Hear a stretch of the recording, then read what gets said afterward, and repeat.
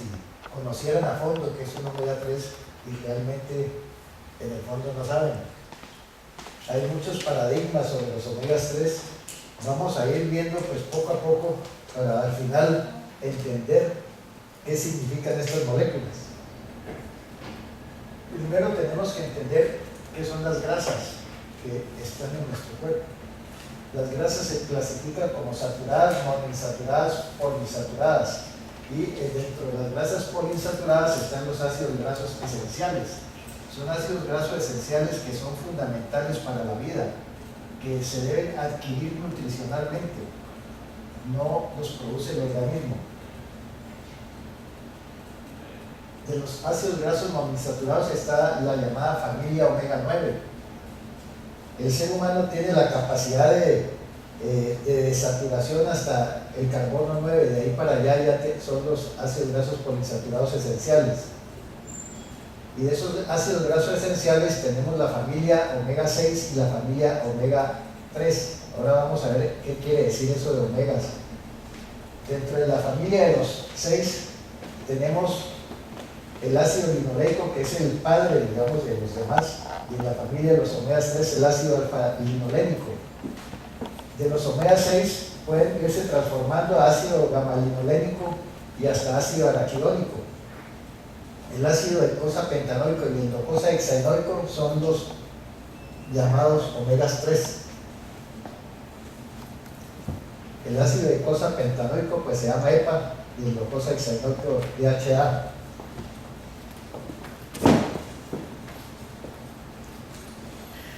Los ácidos grasos se han separado en términos prácticos en ácidos grasos saturados, pueden mirar ahí algunos ejemplos, en ácidos grasos monoinsaturados y en ácidos grasos poliinsaturados y en ácidos grasos trans, cuando hay un cambio en espejo de las moléculas. Entonces, por ejemplo, el ácido eicosapentanoico tiene 20 carbonos, 5 dobles enlaces y empiezan desde el carbono 3. El docosahexaenoico tiene 22. Y ustedes ven que los ácidos grasos poliinsaturados omega 6 tienen 18 carbonos. Aquí vemos que empiezan en el carbono 6 la desaturación. Por eso estos se llaman omega 6 y estos omegas 3.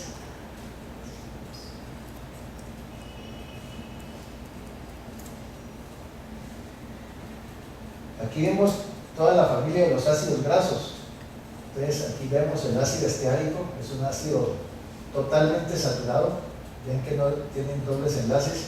El ácido oleico, que tiene que ver con el aceite de oliva, es un omega que no alcanza a ser omega, pero solamente tiene un doble enlace, o puede ser omega 9, no alcanza a ser de los omegas 3 que estamos hablando acá. El ácido linolénico, lo vemos aquí, y los omegas 3, donde encontramos que 1, 2, 3 es el tercer carbono y está desaturado 1, 2 y 3, y aquí tenemos 20 y 22 carbonos. Mientras más largas sean las cadenas, van a tener más efectos como los que vamos a ver más adelante.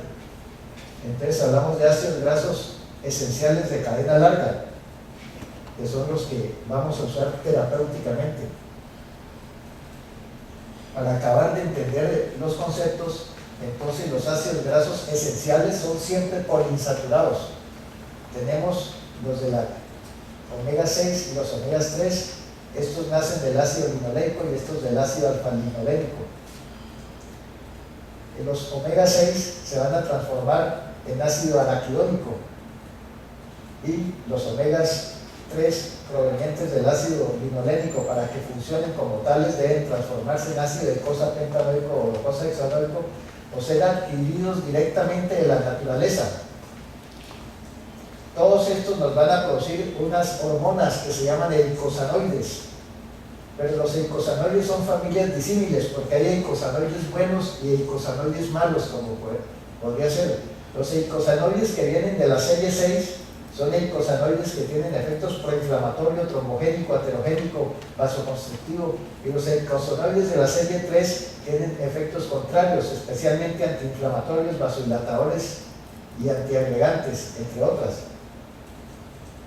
siendo también eicosanoides todos.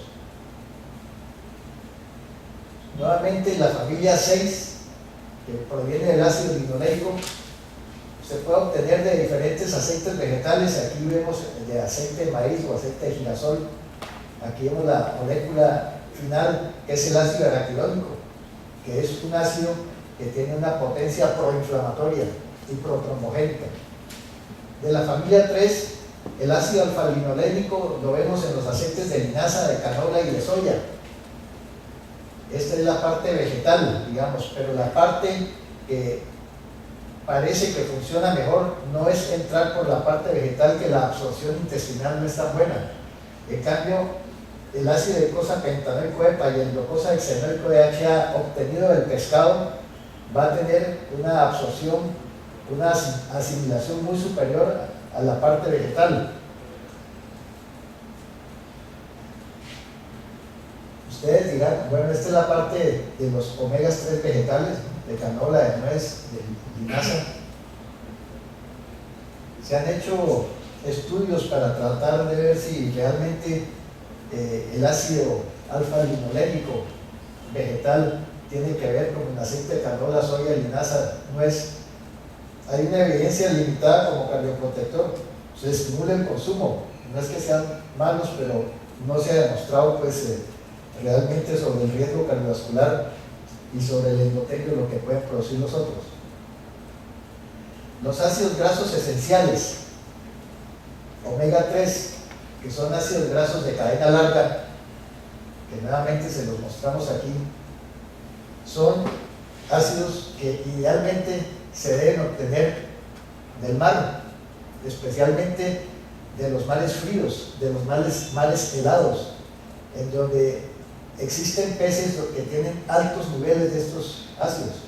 Y les pregunto a ustedes, ¿por qué será que los peces de mares fríos como estos, atún, bonito, jurel, sierra, los salmones también, por qué tienen estos ácidos y los peces tropicales o los peces de criadero no los tienen? ¿Y para qué creen que utilizan los omegas 3 los peces? ¿Quién sabe?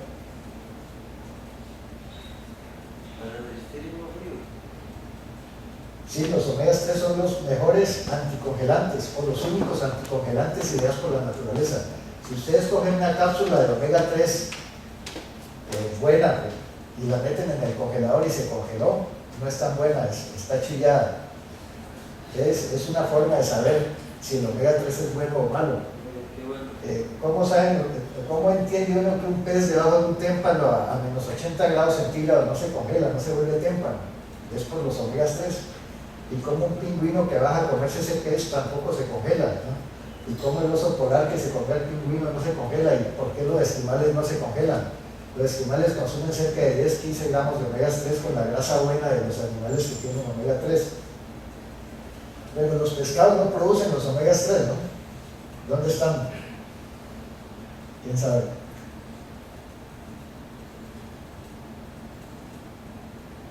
Aquí vemos algunos ejemplos de pescados. Los omegas 3 están en unas algas marinas. Son de origen vegetal pero marino. Y los peces consumen y se depositan en la grasa. O sea, los peces no los producen. O sea que los peces de criadero no van a tener omegas 3. Los ácidos grasos omega 3 se encuentran principalmente en los aceites de pescado y son nutrientes esenciales de los mamíferos en desarrollo.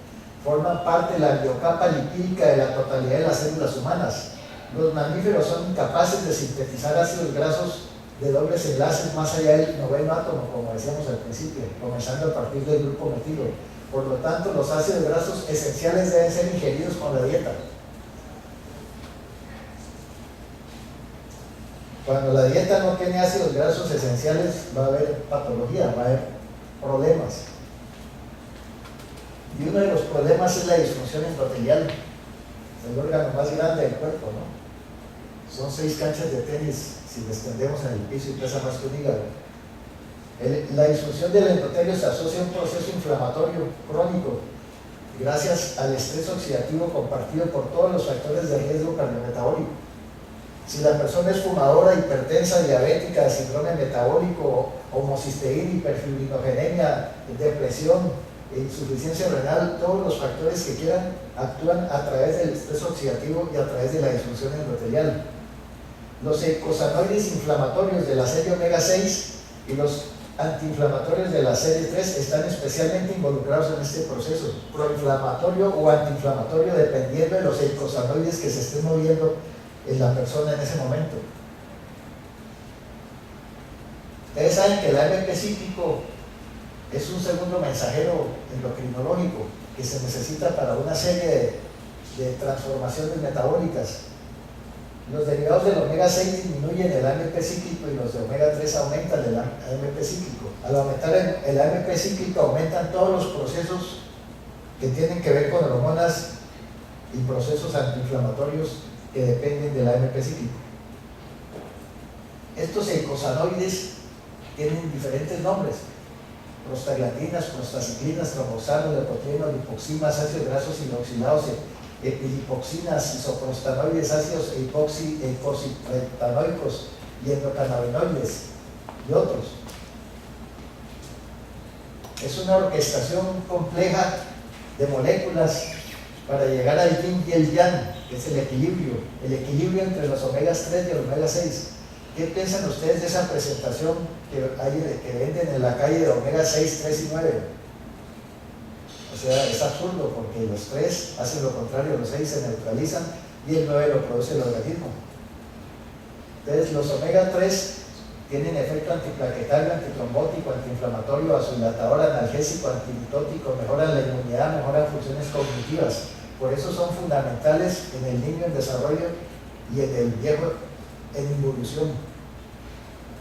Los omega 6 hacen lo contrario, son protrombóticos, vasoconstrictores, aumentan dolor, aumentan proliferación celular, deprimen inmunidad y deprimen funciones cerebrales.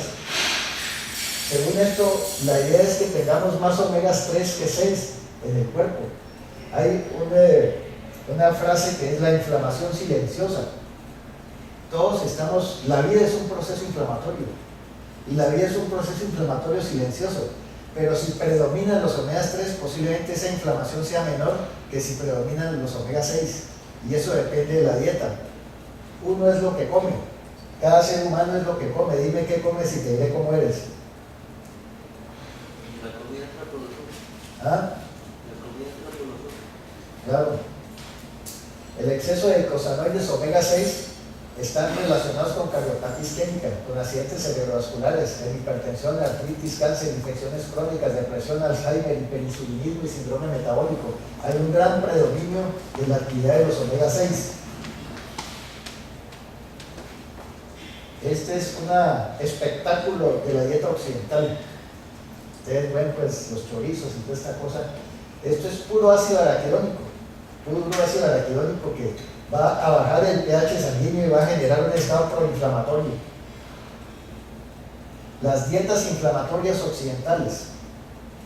Ustedes saben que el Oriente y los mediterráneos tienen dietas antiinflamatorias, dietas alcalinas, pero los occidentales, y fundamentalmente los gringos, a punta de McDonald's y Coca-Cola y similares, van a generar una dieta inflamatoria donde las células inflamatorias van a contener elevadas proporciones de ácidos grasos poliinsaturados de cadena larga de omega 6 con abundante cantidad de ácido araquidónico y bajas proporciones de la serie omega 3. El ácido araquidónico actúa como sustrato para la síntesis de mediadores bioactivos tipo eicosanoides, trombosanos, leucotrienos, prostaglandinas también. Aquí tenemos pues, la dieta mediterránea, la dieta con mucho antioxidante, pescado. Entonces ya cambia un poco la cosa y eso lo observamos y analizamos. Este es un estudio que no le han puesto bolas y es el estudio de los 7 países. Es un estudio fundamental porque aquí vemos los niveles de colesterol y cómo en la medida que aumenta el colesterol aumentan las posibilidades de mortalidad cardiovascular por infarto, por cardiopatía isquémica. Ustedes ven que una persona en el Japón con un colesterol de 225 no es lo mismo que una persona en Estados Unidos con el mismo colesterol o con el noreste de Europa, ¿no? ¿Cuál es la diferencia? Lo primero que hay que entender es que el colesterol no es malo. La gente piensa que el colesterol es malo y hacen brigadas y propagandas para bajar el colesterol. El colesterol es fundamental para la vida. El problema no es el colesterol, el problema es la lipoproteína que transporta el colesterol, específicamente el LDL, la lipoproteína de baja densidad, que es la que se oxida. Al oxidarse se deposita en el endotelio y empieza ese proceso inflamatorio. Entonces, ¿qué pasa con un japonés con colesterol alto? Tiene lipoproteínas que no se oxidan. El LDL de ellos es inoxidable. Y los mediterráneos, miren, también son inoxidables. Porque la lipoproteína LDL de los japoneses y de los mediterráneos está hecha con ácidos grasos poliinsaturados por la dieta. Y entonces eso hace que no se oxide. En cambio, el gringo puede tener el colesterol bajo, como puede ser acá, pero tiene una LDL construida con ácidos grasos saturados, lo cual lo hace densa y pequeña y de alta potencialidad de oxidación. Entonces, esa es la gran diferencia. ¿En qué sirven los ácidos grasos poliinsaturados? En que es un colesterol sano, digamos, una LDL que no se oxida y no se va a depositar en las arterias, como la población mediterránea y la población japonesa. Además, consumen mucho antioxidante. Fuera de que los ácidos grasos construyen lipoproteínas más sanas, los antioxidantes de los japoneses, especialmente el té verde, ¿no?, que tiene la galocatequina galasa, que es el principio activo del té verde, es un potentísimo antioxidante. Y los mediterráneos consumen pues mucha fruta con cáscara, y en las cáscaras están los antioxidantes, pero el principal antioxidante de ellos está en el vino, que es el resveratrol. Entonces eso también hace que no se oxiden las lipoproteínas. O sea que los niveles de colesterol son relativos. O sea, uno saber que una persona está con LDL alto o bajo, sin analizar qué tipo de LDL, si es denso y pequeño y fofo y grande, no nos va a decir mucho.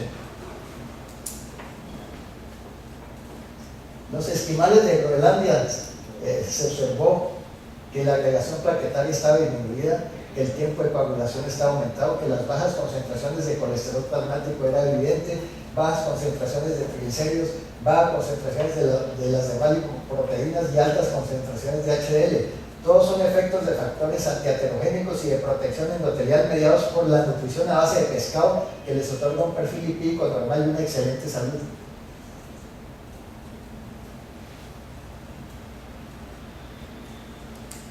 Exploradores del Ártico observaron que raramente mueren de infarto los esquimales. Es rarísimo ver que un esquimal tenga enfermedad coronaria. Al comparar la mortalidad entre esquimales y daneses de Groenlandia, encontraron menor mortalidad en esquimales, especialmente en la población inuit. La explicación es la dieta ácidos grasos omega 3 de peces de alta concentración. Desde entonces hay más de 7.000 reportes, 900 en humanos, estudios con peces y sus aceites. Pero esto ya está cambiando, porque ya Estados Unidos puso McDonald's en el Polo Norte y ya se empezó a ver síndromes metabólicos, obesidad y casos de diglicemia.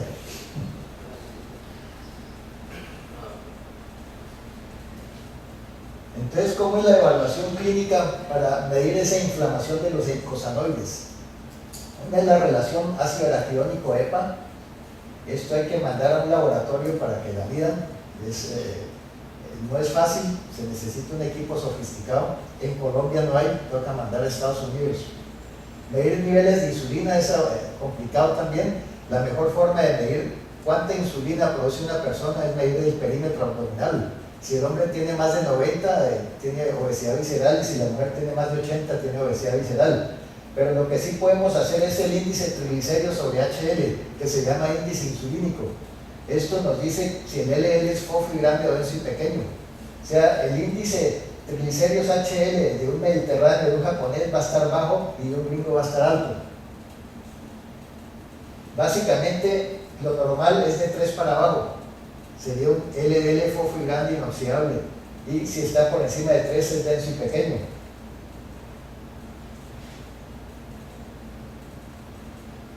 Aquí nuevamente vemos lo mismo.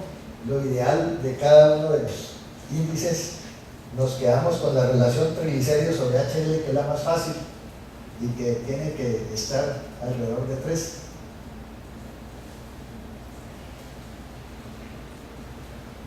Las nuevas vías metabólicas de los ácidos grasos poliinsaturados vemos acá cómo el EPA y el DHA se va a ir transformando en una serie de sustancias que finalmente van a tener un efecto antiinflamatorio, vasodilatador y propulsor de la actividad del óxido nítrico y de la mejoría endotelial.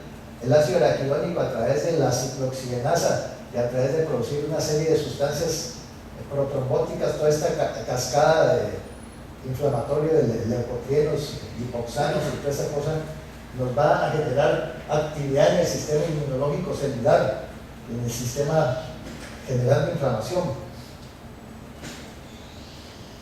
Vemos entonces que el resumen de los mecanismos de acción de los omegas 3, EPA y DHA, es disminución de la producción de icosanoides provenientes de la actividad del ácido araquidónico, incremento de la producción de icosanoides desde el EPA y decreción de productos inflamatorios provenientes de las citoquinas, disminución de la quimotaxis del leucocitos, disminución de la actividad o reactividad de las células T y disminución de presentación de antígenos que tienen que ver también con procesos inflamatorios.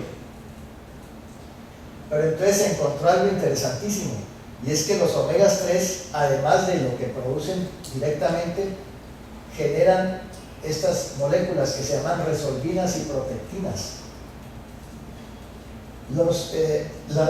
El EPA va a producir resolvinas E1, el DHA va a producir resolvinas D1 y también protectinas D1, que son sustancias poderosamente antiinflamatorias. O sea, los omegas 3 producen un efecto antiinflamatorio directo y además producen antiinflamatorios naturales.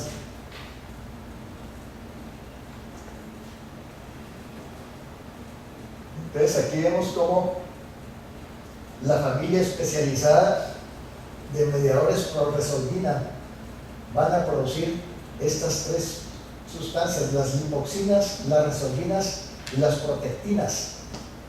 Las resolvinas, la serie E y la serie D, que son los antiinflamatorios fundamentales de los ácidos grasos poliinsaturados.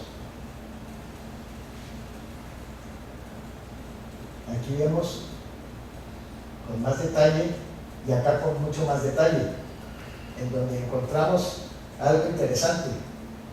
La lipoxina, que es un potente antiinflamatorio, lo está produciendo el ácido araquidónico. Ustedes saben que en medicina hay moléculas que hacen efectos contrarios. La angiotensina 2 actúa en el AT1 produciendo hipertensión y vasoconstricción y trombogénesis, y en el AT2 haciendo lo contrario. La insulina, a través del sustrato 1, produce aumento del óxido nítrico y aumento de los transportadores de glucosa y de GLUT4, pero si actúa en el sustrato 2, hace aumento de endotelina y aumento de procesos inflamatorios y aterogénicos. Entonces vemos que el ácido araquidónico no es del todo malo. El ácido araquidónico, además de tener un papel proinflamatorio, en algunas circunstancias va a producir lipoxinas que van a neutralizar su mismo efecto inflamatorio y va a producir, como pueden ver acá, disminución de la angiogénesis, disminución de los signos de dolor, disminución de la adhesión, disminución de las citoquinas proinflamatorias, entre otras cosas. Y vemos cómo las resolvinas van a producir efectos antiinflamatorios celulares y moleculares, y las protectinas también llamada neuroprotectina, van a actuar también con un efecto muy importante antiinflamatorio a nivel del sistema nervioso central. Se puede ver también el factor de necrosis tumoral baja, la migración de células T, la fibrosis renal disminuye, el factor de necrosis tumoral K beta, etcétera, etcétera. Entonces, pues esto se ha ido complejizando. La actividad antiinflamatoria de los omegas 3 es cada vez más compleja. Aquí podemos ver un resumen. Entonces, el ácido araquidónico produce icosanoides inflamatorios, proinflamatorios, actúa a través del citocromo P450 pero va a producir lipoxinas que tienen un efecto antiinflamatorio. Los eicosanoides derivados del ácido eicosapentanoico y docosahexaenoico van a producir resolvinas. Este va a producir docosanoides que van a generar protectinas y resolvinas. Y todas estas moléculas son antiinflamatorias.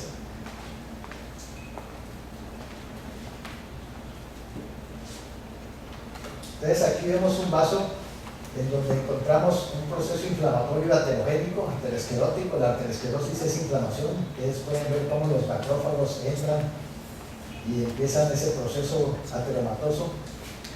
Esto va a activar en células la producción de resolvinas y protectinas.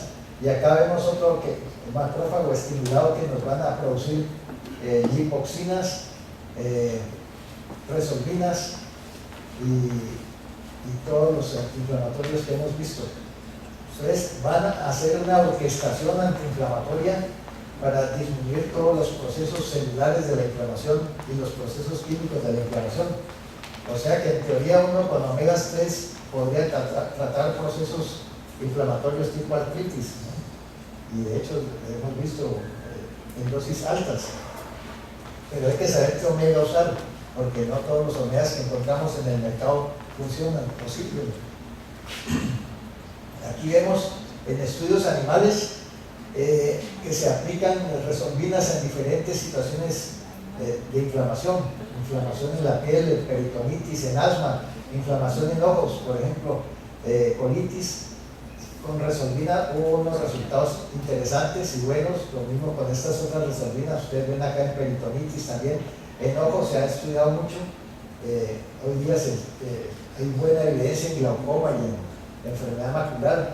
En asma los omegas 3 funcionan en una forma impresionante.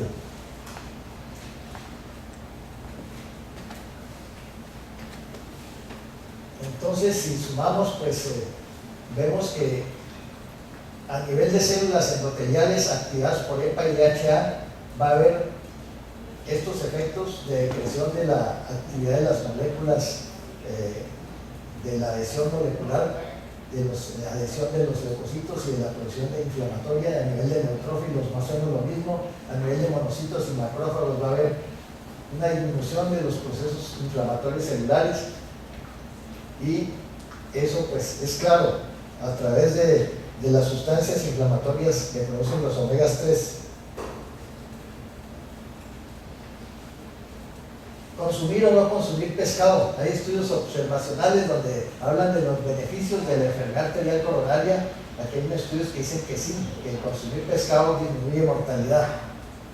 Pero también hay estudios que dicen que no pasa nada. Pero eso también depende de dónde hicieron los estudios. Hay estudios que los han hecho en sitios donde se consume mucho pescado. Y hay estudios que lo hicieron donde, por ejemplo, en la costa o en los mediterráneos, pues va a dar muy diferente a si lo hacen en un sitio donde nadie come pescado.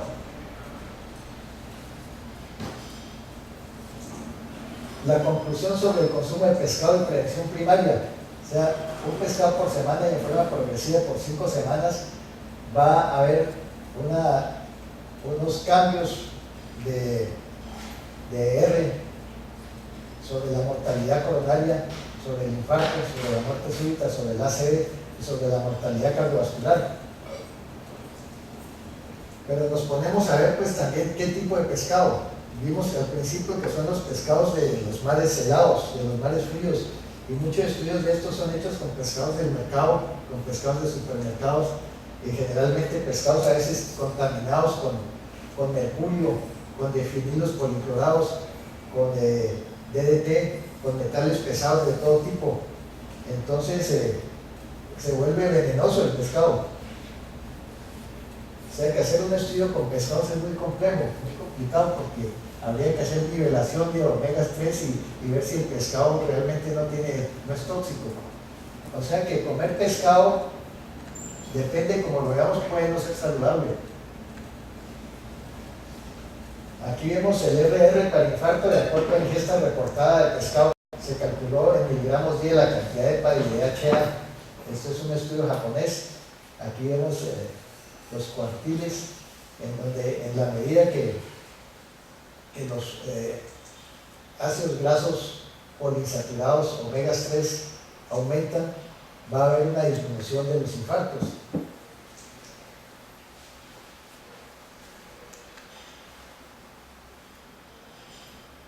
Ácidos grasos omegas 3 sanguíneos y riesgo de síndrome coronario agudo. Estos son mediciones en personas que tuvieron síndromes coronarios, ustedes les midieron los niveles de omegas 3 y cuando los niveles de omegas 3 son muy bajos, la mayoría tienen un aumento de los infartos. Cuando está aumentado, pues va a haber como una especie de vacuna contra infarto.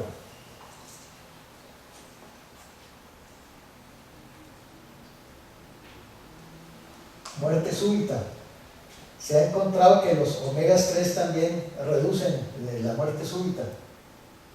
Y aquí vemos que cuando los niveles están altos, la muerte súbita es muy baja.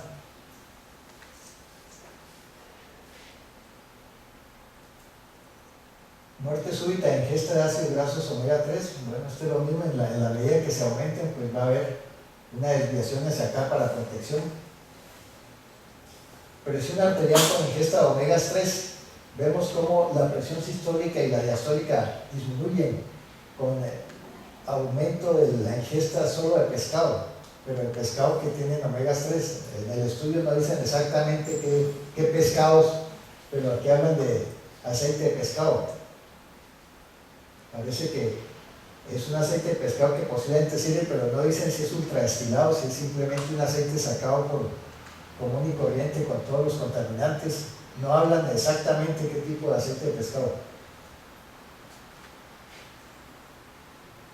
La presión arterial en relación con ingesta de pescado también es la misma reducción. La frecuencia cardíaca, o sea, curiosamente tienen una disminución de la frecuencia cardíaca, el aumento de los omegas 3 en sangre. Y esto es muy interesante, los efectos antiarrítmicos de los omegas 3. Esto es un experimento hecho en perros. Aquí vemos un perro que le ligan la coronaria y hace taquicardia y se muere, taquicardia mortal. Este es otro perro que le dan omegas antes de ligarle la coronaria y no hace ningún tipo de arritmia. Aquí le dan otros, no omegas, sino otros aceites que no son omegas, y pasa también lo que le pasaron al perro de arriba.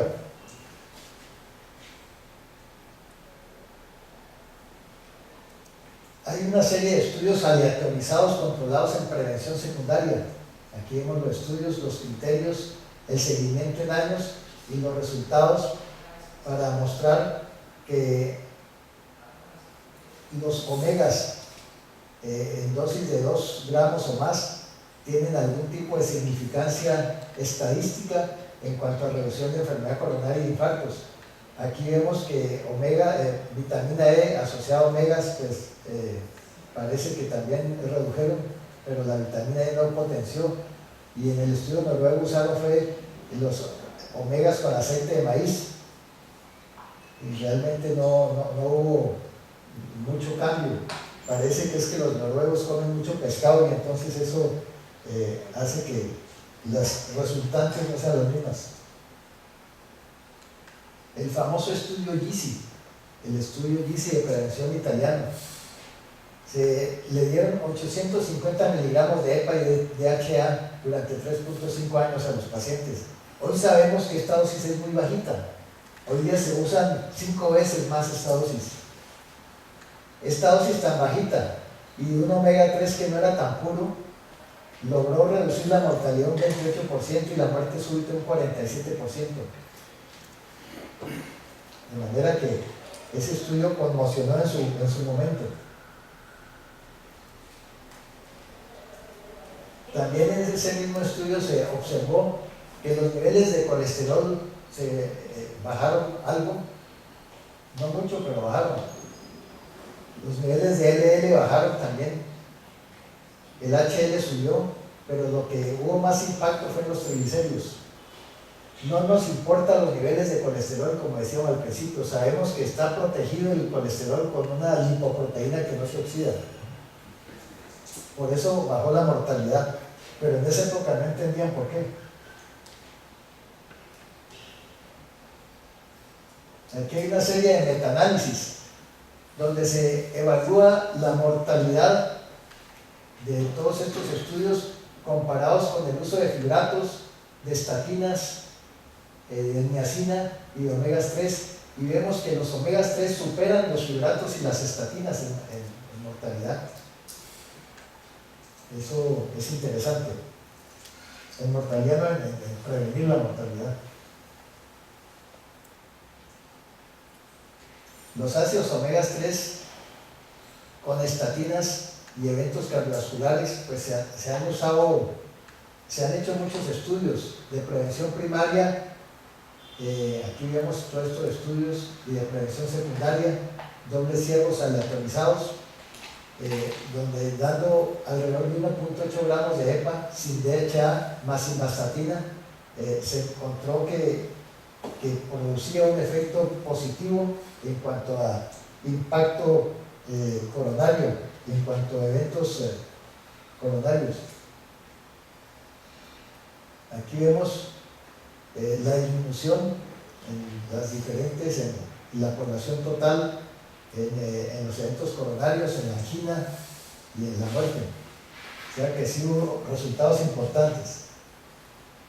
Este es el estudio japonés de intervención JELIS, en donde se dio omega 3, especialmente EPA, 2 gramos al día durante 5 años, con reclutamiento de 18.645 individuos, y se logró una disminución del 19% de eventos coronarios, que es significativamente, o estadísticamente es significativo. Es lo mismo.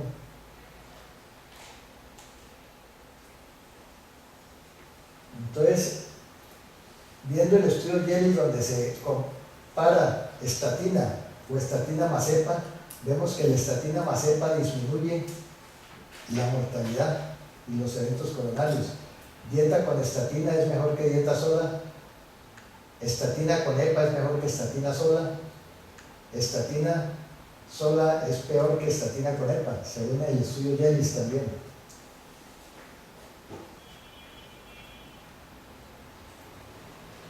En esta figura de este estudio encontramos el porcentaje de cambio en el colesterol no HDL. El colesterol no HDL es fundamental en el síndrome metabólico y en el riesgo residual, y nos dice la cantidad de ApoB que tiene la persona. Es simplemente restarle al colesterol total el HDL. Las metas del colesterol no HDL son las mismas metas del LDL más 30. O sea, en un riesgo bajo, la meta del LDL es hasta 160 más 30, entonces sería 190 el no HDL.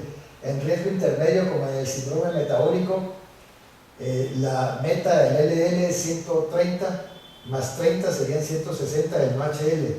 En riesgo alto, la meta del LDL sería 100, más 30 sería 130 del no HDL, y en riesgo muy alto, la meta del LDL es 70, más 30 sería 100. Entonces así se calcula y se establecen las metas del no HDL. Entonces ustedes ven cómo el no HDL bajó con la terapia con omegas. Vemos que aquí están recibiendo simvastatina todos los grupos, pero aquí es simvastatina con omegas y acá es con placebo, estatina y placebo. Miren la gran diferencia.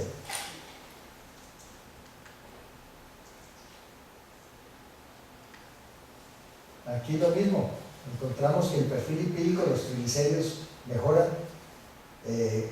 con la EPA más DHA comparado con EPA solamente. Entonces es mejor las dos para mejoría del perfil lipídico.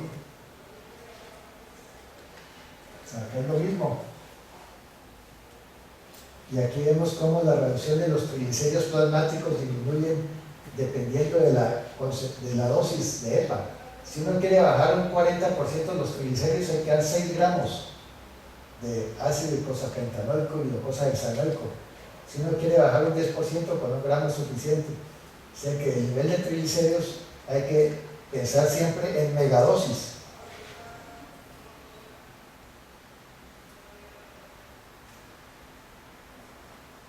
Los efectos de la terapia hipolipemiante sobre la reducción de triglicéridos. Entonces vemos lo tradicional que son los fibratos, este es el porcentaje de reducción. La niacina, que ya no se está usando tanto por los efectos secundarios, hasta un 50%. Los omegas 3 hasta un 50%. Las estatinas obviamente no, algo hacen, pero no son lo ideal para el manejo de hipertrigliceridemia, y el ezetimibe tampoco es ideal, pero tiene algún valor que puede combinarse con nosotros. Pero ustedes ven que el omega 3 tiene una muy buena potencia para bajar los triglicéridos. Entonces, esta es una de las curvas clásicas del efecto de los EPA más DHA. Cuando se consume entre ya cerca de 1000 gramos al día, encontramos que se estabiliza esta curva. Esta curva es la antiarrítmica. O sea, para tener un efecto antiarrítmico con un poco menos de 1000 y más de 500. Para los triglicéridos es esta curva. En la medida que se aumente la dosis es directamente proporcional. Para los efectos antitrombóticos hay que dar una dosis mucho más alta de 2500. Los efectos que actúan sobre la frecuencia cardíaca usualmente después de 1000 ya no aumenta tanto. O sea que básicamente el efecto más significativo es sobre los triglicéridos en la medida que se suben la dosis. En los demás efectos, al subir las dosis, no es tan evidente el efecto. Aquí vemos el consumo de pescado y la enfermedad de Alzheimer. En la medida que hay más pescado, pues se ha visto menos enfermedad de Alzheimer en poblaciones. Este estudio es interesante. Este es un estudio donde encontramos cómo la dieta enriquecida con omegas 3 va a disminuir la mortalidad. Aquí vemos que la mortalidad total se puede reducir hasta un 56% en este estudio de Lyon. Aquí en el estudio este es con ácidos grasos monoinsaturados, aceite de oliva solamente un 4%. Esta es una dieta simplemente pobre en grasas, se redujo hasta un 45% la mortalidad total. Pobre en grasas y enriquecida con omegas 3. Entonces vemos que definitivamente hay un evento estadístico, y que si lo comparamos con los estudios de estatinas, aquí vemos la pravastatina, lovastatina, simvastatina, atorvastatina. Esto es lo que ha logrado reducir el riesgo cardiovascular. Lo máximo que se ha logrado es alrededor de 40 y pico, con la rosuvastatina, que no está ahí. Y si comparamos con los omegas prácticamente son iguales o superiores. Aquí viene el índice omega 3. Indica la cantidad de EPA y DHA en la membrana de los glóbulos rojos, que se expresa como porcentaje de ácidos grasos totales. Este índice es una forma de medir la cantidad de omegas 3 que tiene la persona. Hay 64 ácidos grasos en este modelo, y de esos 64, 3 son EPA y DHA. Y si hacemos las matemáticas, de 3 dividido por 64 nos daría un índice de 4.6, que es el índice omega 3 alrededor del ideal, 4.6%. Acá no se puede pedir esto todavía, así se puede pedir, pero para hacerlo en otras partes. El índice omega 3 refleja el porcentaje de DHA séricos y tiene que ver con la inflamación silenciosa que hablábamos al principio. Entonces, la propuesta es que esté entre el 4 y el 8%, es el intermedio, pero es deseable entre el 8 y el 10%.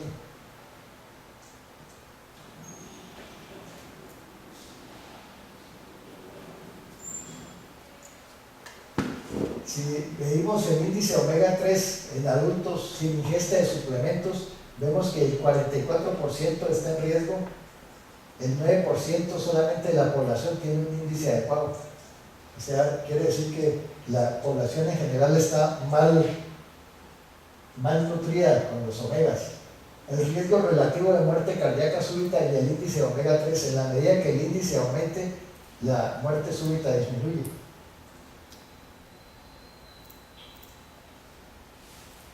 El omega score, este sí se puede pedir, incluso en laboratorios Ángel ya lo tienen organizado, pero lo mandan a México.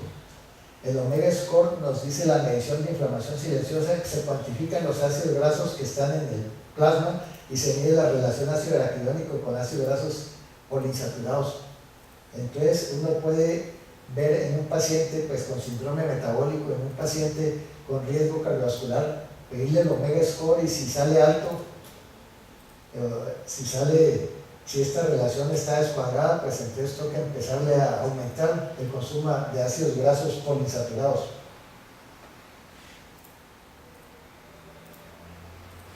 Entonces los posibles mecanismos para reducir los eventos cardiovasculares, pues ya vimos que casi todo es inflamación, que la inflamación endotelial nos va a producir todo el riesgo cardiovascular, pero aquí vemos que hay un efecto antiarrítmico, un efecto sobre la producción de óxido nítrico, un efecto antitrombótico, antiaterosclerótico, antihipertensivo e hipotrigliceridémico, que va a ser uno de los mecanismos importantes para reducir eventos cardiovasculares.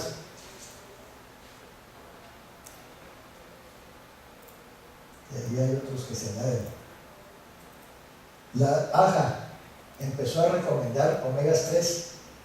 Ellos dicen que con enfermedad coronaria previa, consumir pescado equivalente a 1 gramo diario o suplementación de 1 gramo de omegas. Cuando hay hipertrigliceridemia, de 2 a 4 gramos al día. Y sin enfermedad coronaria previa, pescado 2 veces por semana, y la suplementación pues no la supieron indicar bien. Pero ya por lo menos en las guías se habla de omegas 3. Esta es la misma curva que vimos ahora para entender estos marcadores, ¿no? Especialmente los triglicéridos, que en la medida que esto se suba, pues sigue la curva que ya sería una recta.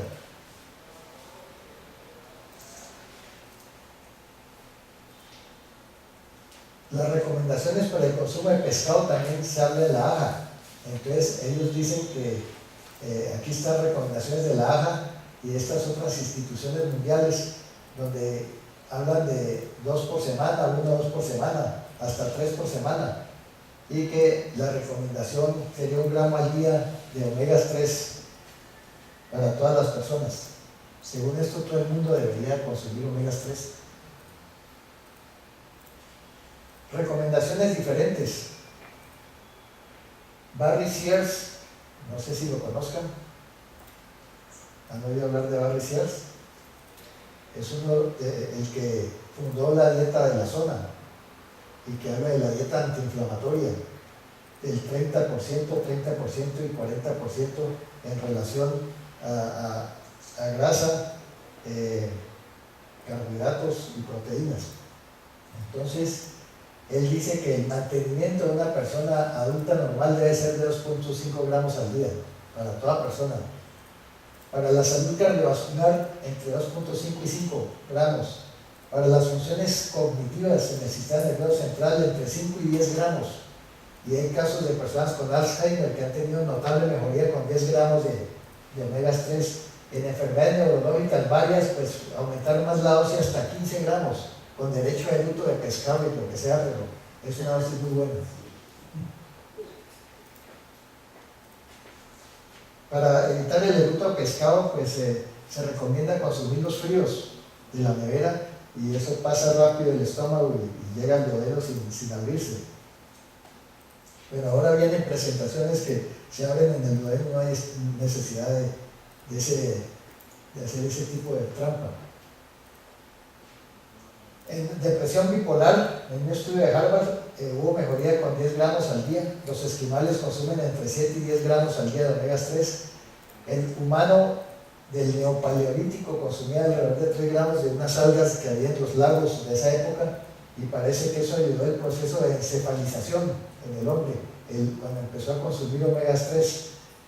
El aceite hígado de bacalao que nos tocó cuando éramos pequeños, que había que taparse la nariz y algunos terminaban vomitándose, da 2.5 gramos por cucharada, que es una dosis muy alta, Entonces los niños, y las mamás sabían y las abuelas que los niños se volvían avispados y les iba mejor en el colegio, porque el aceite de hígado bacalao pues tiene una gran concentración de omegas 3, pero tiene mucha cantidad de vitamina A, y entonces puede hacer intoxicación por vitamina A.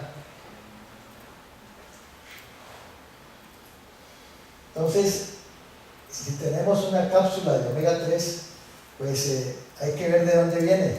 Los omegas 3 que están en el mercado de las tiendas naturistas y los baraticos realmente son muy peligrosos, porque son omegas 3 que tienen menos del 30% de concentración de omegas 3.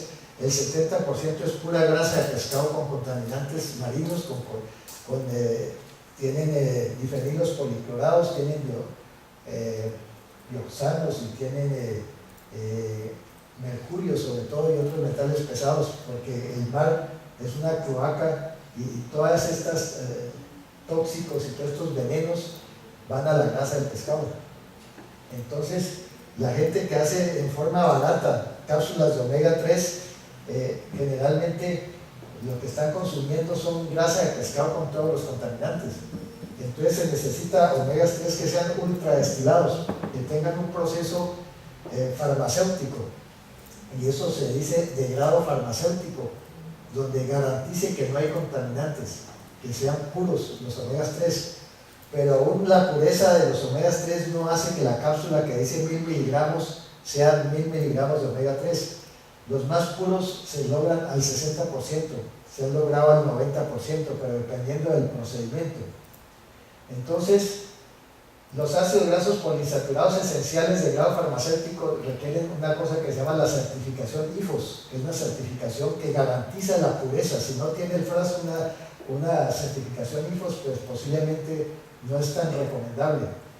Todas las presentaciones de omegas 3 vienen en forma de fosfolípidos, ésteres de etilo o triglicéridos dependiendo de la manufactura.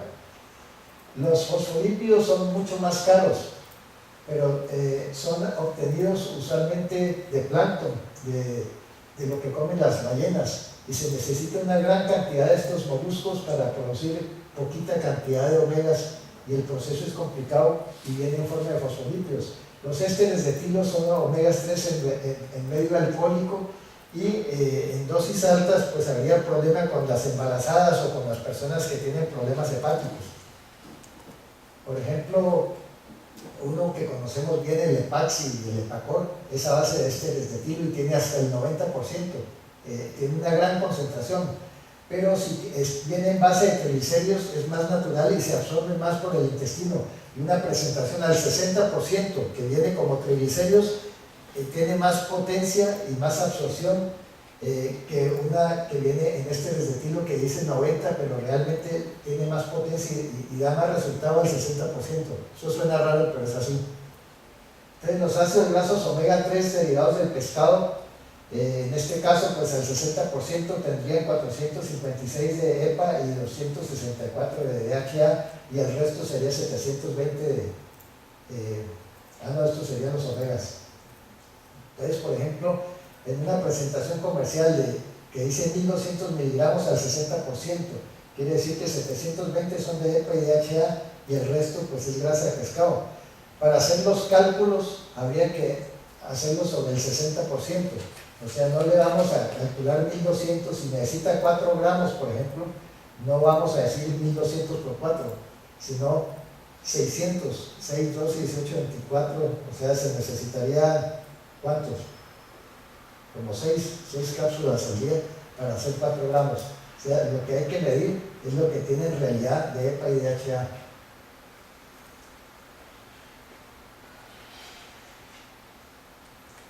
Los efectos adversos por omegas 3 realmente son muy bajitos, son muy bien tolerados. Aquí vemos que con dosis mayores de 3 puede haber algunos efectos gastrointestinales como agriera o erutos, con algo de cambio en el aliento. La posibilidad de hemorragia es muy bajo. Incluso se dice que si la persona va para cirugía no es necesario ni que lo suspendan, cuando pues se suspenden de todas maneras, pero si no se suspenden parece que no pasa mucho. Hay algún efecto sobre la glicemia, y el LDL puede bajar moderadamente, ¿no? O sea, el efecto sobre el LDL con 1 gramo es mínimo, de 1 a más de 3 es un efecto moderado. El principal efecto, como vimos, es sobre los triglicéridos, pero no estamos viendo esto, sino los efectos adversos. Esto es la posibilidad de que haya cambios. Aquí pusieron triglicéridos, pero creo que si tachamos el LDL y ponemos triglicéridos, acá sería alto.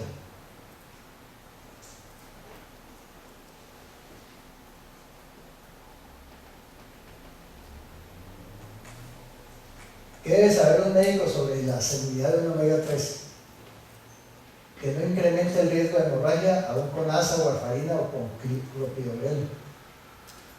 Que probablemente se debe suspender en presencia de hemorragia activa, preferiblemente aprobados por prescripción farmacéutica por la FDA o por INVIMA en nuestro medio. Que el grado de purificación se asocia con sabor, olor, intolerancia, refrigerar los que huelen a pescado. La eficacia depende de la cantidad de omega 3, como vimos. La toxicidad por vitamina E en aceites emulsificados de bacalao, hay que tener cuidado. La carotenemia, teratogenia, anemia, trombocitopenia en niños, cáncer de pulmón, gastrointestinal, se da cuando se da megadosis de vitamina A, entonces hay que tener cuidado. Toxinas ambientales, mercurio, bifenilos, policlorados, dioxinas, organofosforados, en los que no tengan grado farmacéutico. Mejor dicho, no se deben usar omegas 3 que no sean de grado farmacéutico para evitar eso. Artritis reumatoidal, parece que funcionan. En lupus ha funcionado, en osteoporosis, en diabetes, en colesterol, en enfermedades gastrointestinales como enfermedad de Crohn, colitis ulcerativa, enfermedades renales. De hecho, los omegas 3 son nefroprotectores. La ingesta de omega 3 y salud cardiovascular se debe en lo que hemos visto: el efecto antiarrítmico, mejora la presión, la resistencia vascular, efecto sobre la frecuencia, el tono autonómico, mejora la eficiencia del ventrículo izquierdo, el efecto antiinflamatorio endotelial y mejora la función de las células del endotelio.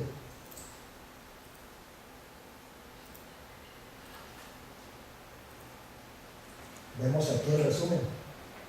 Entonces, el EPA y el DHA tienen estas indicaciones para el manejo de los triglicéridos. 2B, yo creo que esto ya hay que subirlo a 1.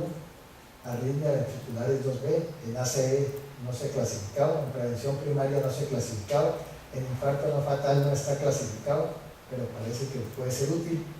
Y en prevención secundaria para disminuir mortalidad de 1B a 2B. Las recomendaciones, ¿sí? ¿Cuál es la persona apropiada para omega 3 según las guías? Entonces, hay una indicación en el posinfarto aprobada por la Sociedad Europea de Cardiología, recomendación 1B, por 1 gramo al día, que se puede asociar con estatina. En enfermedad coronaria y otras enfermedades cardiovasculares, aquí vemos la AJA y la ACC, 2B, dosis de pescado, recomiendan ellos, o 1 gramo diario. También se puede agregar a la estatina. En prevención primaria, las sociedades estadounidenses y las gringas siguen recomendando pescado 2 por semana. En arritmias ventriculares no se especifica dosis, se puede asociar con cardiodesfibriladores. En hipertrigliceridemia hablan de 2 a 4 gramos. Personalmente, si los triglicéridos no han logrado ser bajados con dieta, con cambios terapéuticos del estilo de vida, y que están por debajo de 500 pero por encima de 150, usualmente con 2 gramos es suficiente. Pero si los triglicéridos están por encima de 500 y los fibratos no se han podido, como son tóxicos, se debe usar dosis por encima de 4 gramos de omegas 3.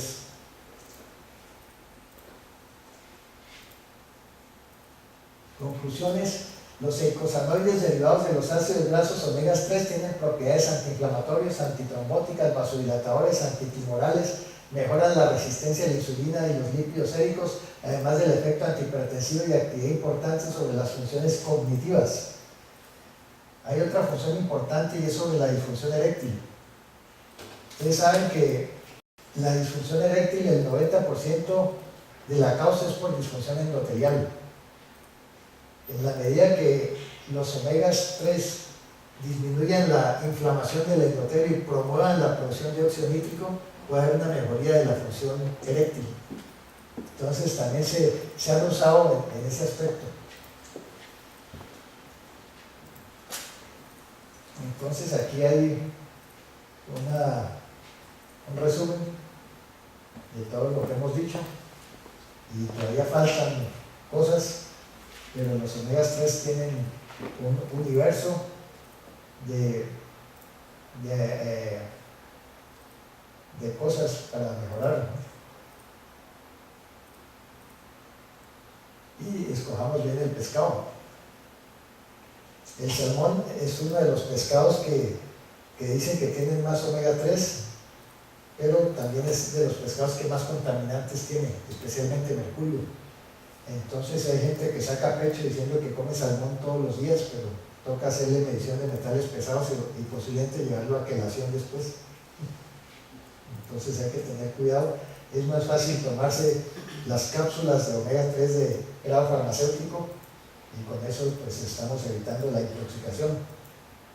Comer pescado de vez en cuando tenga mercurio, pues puede ser interesante y el organismo tiene algunos mecanismos quelantes que pueden sacar los metales pesados. Algunos mecanismos quelantes que tienen que ver con el ácido láctico, con la ferritina, por ejemplo. Pero si no es suficiente eso, pues ya toca hacer tratamiento de quelación. Bueno, y creo que aquí acabamos. Si hay alguna pregunta.